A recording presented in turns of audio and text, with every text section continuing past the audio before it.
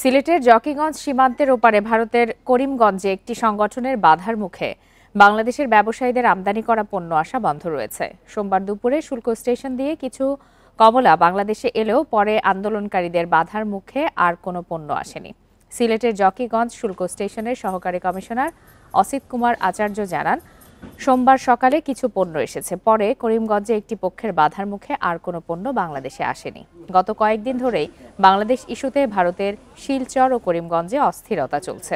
বাংলাদেশে হিন্দুদের নির্যাতন করা হচ্ছে এমন দাবি করে সনাতনী ঐক্য মঞ্চ নামের একটি সংগঠন বিক্ষোভ কর্মসূচি পালন করছে। এরই ধারাবাহিকতায় সোমবার দুপুরে সংগঠনটির কিছু নেতাকর্মী করিমগঞ্জ শুল্ক স্টেশন এলাকায় বিক্ষোভ করে।